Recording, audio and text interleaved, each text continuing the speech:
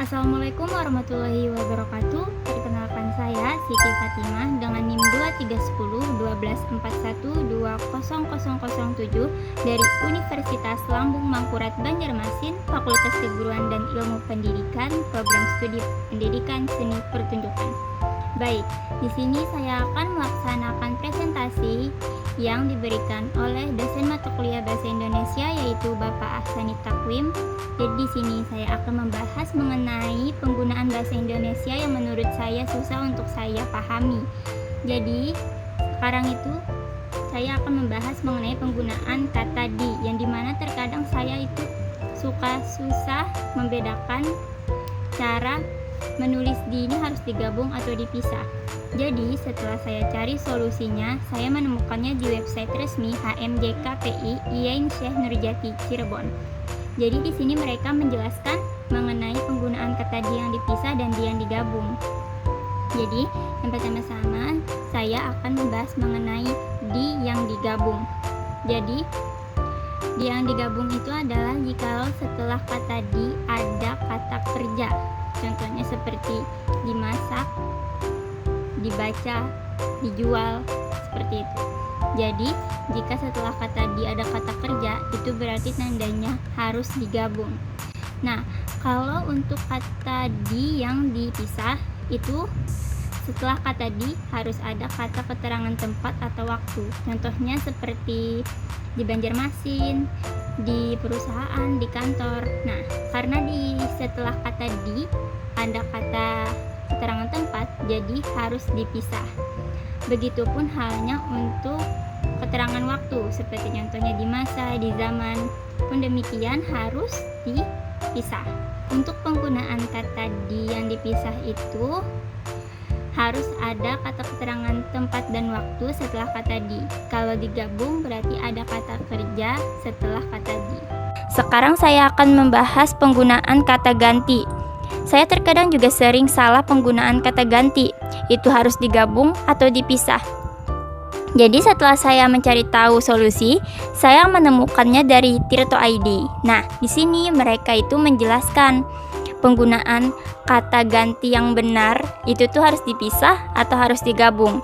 Jadi setelah saya baca-baca, saya sekarang bisa memahami penggunaan kata ganti itu seperti apa yang benarnya.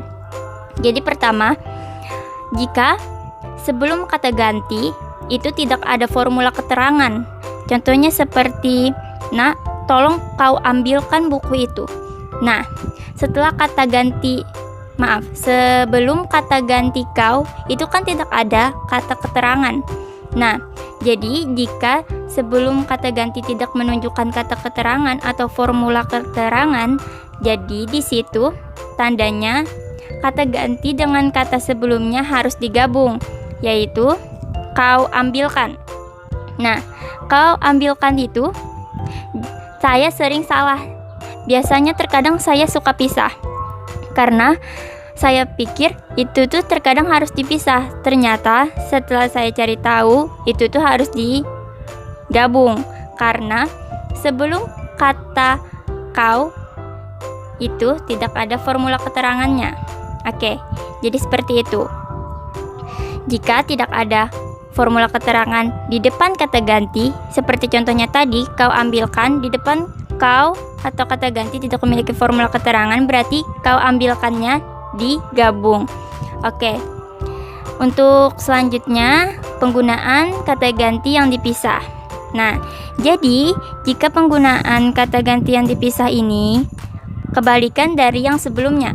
Jika di depan kata ganti itu menunjukkan formula keterangan, itu tandanya setelah kata ganti itu harus dipisah. Contohnya seperti, setelah mengerjakan tugas itu, kau boleh pulang nanti. Nah, di depan kata ganti kau itu kan ada formula keterangannya, yaitu setelah mengerjakan. Nah, mengerjakan itu kan kata keterangan. Jadi karena sebelum kata ganti kau ini sudah ada formula keterangan, jadi setelah kata ganti harus dipisah, yaitu kau boleh. Kau bolehnya itu dipisah. yang saya dapat itu adalah jika di depan kata ganti. Jadi di sini menurut saya pribadi fokusnya adalah jika di depan kata ganti aja. Jadi saya melihatnya di depan kata ganti. Semisal di depan kata ganti tidak memiliki formula keterangan, berarti tandanya setelah kata ganti itu digabung. Jika sebaliknya ada memiliki formula keterangan di depan kata ganti, berarti setelah kata ganti itu dipisah. Oke. Jadi kesimpulan yang saya dapat di sini adalah cara pembedaan kata yang digabung dan dipisah itu sesimpel itu.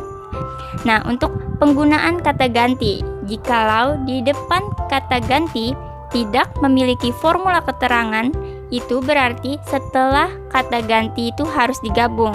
Nah, sebaliknya, jikalau di depan kata ganti ada formula keterangan, berarti setelah kata ganti harus dipisah. Jadi begitu yang saya tangkap dan saya pahami. Dari sini saya sekarang sudah bisa memahami bagaimana cara penggunaan kata yang dipisah dan digabung dengan benar. Oke, sekian presentasi dari saya. Salah hilap mohon dimaafkan. Wabillahi taufik wal hidayah. Wassalamualaikum warahmatullahi wabarakatuh. Terima kasih.